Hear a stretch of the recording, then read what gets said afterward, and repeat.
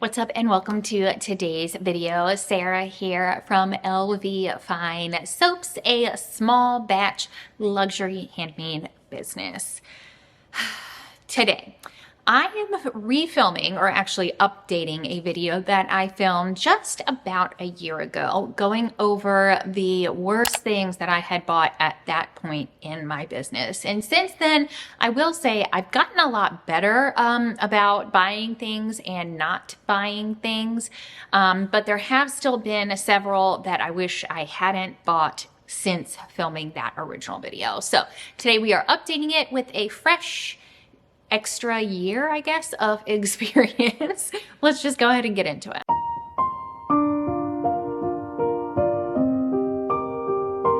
Before starting into our list, please know that none of the things that I cover in this video have anything to do with the place where I purchased it.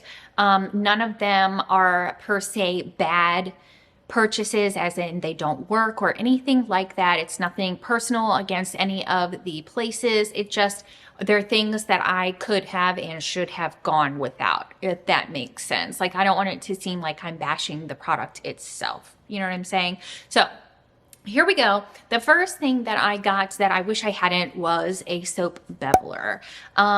It's a really nice, I got it from Brambleberry. Again, I really like it. I love Brambleberry. Obviously, if you have watched my channel before, you know that I am shopping at Brambleberry all the time. And if you're a part of my free Facebook group linked down in the description below, then you'll know I am an avid fan of Brambleberry. So this beveler, it's a very, very nice beveler. It's very sturdily made. Like, there's absolutely nothing wrong with it.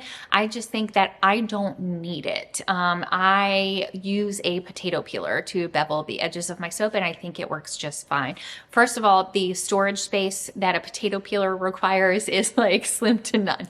And the beveler, because it is so nicely made, it does take up quite a bit of space. And I just never reach for it. I'm never like, oh, I need to, bevel the edges of my soap. Let me grab the actual tool that I have to do that. I never do that. I reach immediately for my potato peeler. So in hindsight, I don't think I need that. But for me, a beveler is something that I didn't need to get.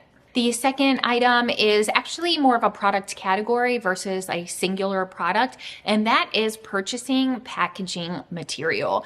And I feel like I've talked about it before, though I don't think it was in like the first one of this video that I made.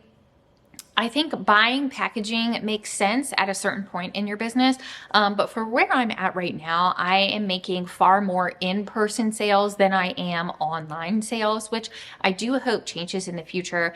Any day now would be great, but for where I'm at right now, I do feel like buying specific packaging was not worth the investment. Obviously, yes, I have shipping boxes that I needed to purchase, but as far as like buying crinkle cut paper or packaging peanuts or styrofoam or bubble, packs, all of those little things, I just didn't need them, and still at this point don't need them. I'm doing just fine using what comes in when I make a purchase from a supplier. So, when you order from Uline, all of their packages are very nicely packed with packing peanuts. I just reuse that. The bubble pads, when I have a wholesale order to fulfill from my fair shop, I can just use that. I order plenty of things that come with bubble packs. And I just, again, it's just something that to me wasn't worth the investment. The crinkle paper is nice, but not worth the investment. There are tons and tons and tons of different kinds of packagings. Packagings is not a word. There are tons of different kinds of packaging that you will receive when you purchase from different suppliers, and I wish that I would have just gone ahead and reused all of those things, and I am now, instead of purchasing, my own. Next up is rollerballs. Now, originally, I had the plan to offer rollerballs for my business. I wanted to get into the perfume category, and I thought that rollerballs would be a really good way to do so. But after kind of working with different materials like rollerballs, the perfuming alcohol, fragrance oils, and perfume bottles, you know, kind of after working with all of those things, I have come to realize that I'm not a rollerball type gal. I want to go straight into perfume. I have these rollerball components from Makesy, and they're very nice. I love them, never had a problem with them. Obviously through testing, I've used multiple and I have always enjoyed them. They're great. The quality is obviously Makesy is on another level when it comes to quality, like overall as a supplier. There's nothing wrong with the component itself.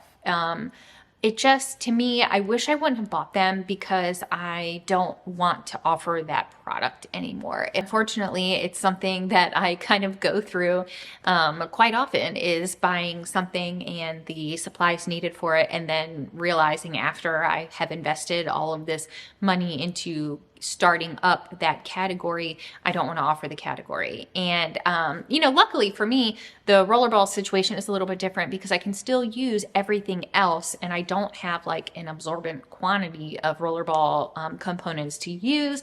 But it just, I wish I wouldn't have bought them because I don't want to offer that category anymore. So now I just kind of have them. I guess to use them up, what I'm going to end up doing is offering like a set around the holiday season. I'm gonna assume that's what I'll do with it. It's just something that I feel like I wasted money on because I don't want to offer that category. Again, another category, but I do think that these are important to share with you guys, are vessels with the little asterisks next to them. The worst thing I bought were jars that I could have easily sourced from another supplier for far less. And I feel like, you know, that's something that you don't know until you know. So hopefully you see this before you go into like a big purchasing spree. It's super easy to say, okay, I know I want, let's just say I want an 8-ounce glass jar with lid, right? It's super easy to go to a supplier you already know of and order that product from them, especially if you know what to expect. But if you do a simple Google search, you may find a different supplier offering the same or comparable product or jar, vessel, whatever the case is, for significantly less. And I know that this kind of goes across everything from fragrance oils to raw ingredients and, you know, everything in between. I get that. The worst thing I did there was really just buy, I don't want to say blindly because I did do my research, but I didn't shop around in price. So when you're sourcing your components, I would definitely say if you don't want it to be a bad investment for you, then you should shop around. All right, let's talk about the elephant in the room.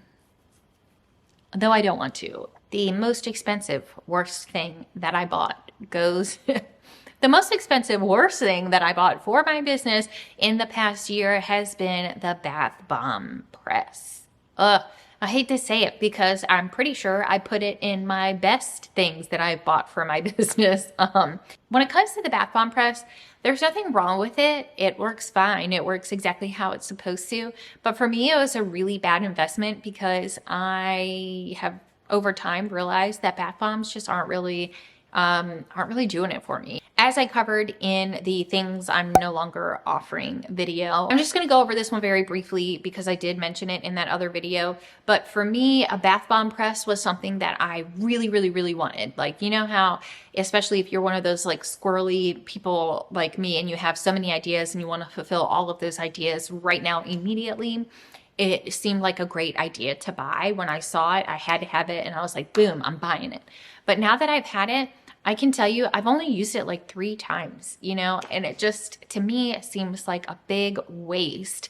I think that someone else could have bought it and enjoyed it far more than me. And I also think it would have been worth it to them. Like I said, there's nothing wrong with the press itself. It was the most expensive, worst thing that I bought because I'm not using it. It's just, you know, kind of hanging. So yeah, I'm not really feeling it, and hopefully I can find someone to take that off of my hands that will actually use it. That would be great. If you are interested in a bath bomb press, you can send me an email. My email is in the description below and we can chat about it. I am looking to pass that on to someone who would use it. And finally, the last set of the worst things that I bought for my business over the past year is a bunch of random raw raw ingredients. Let me tell you something.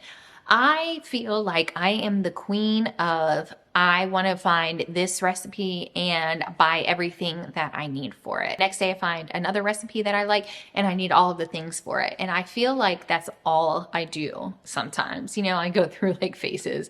So I have, as I've talked about before, just so many like random oils. Like right now, I actually pulled all of my oils because I don't have any quick mix to make cold process soap. I pulled all of my oils in hopes to find a combination where I could make a bar or a loaf of soap, and I was shocked. I have like 12 different bottles, jars, bags of oils, and it just like oils and butters more specifically. I just don't understand like how I keep doing this to myself. It's terrible business wise. How can I possibly keep everything straight, streamline, increase my profit margins, like order bulk sizes to get better pricing? How can I possibly do any of those things if I have like this weird obsession with buying like tons of different random raw ingredients? I don't get it.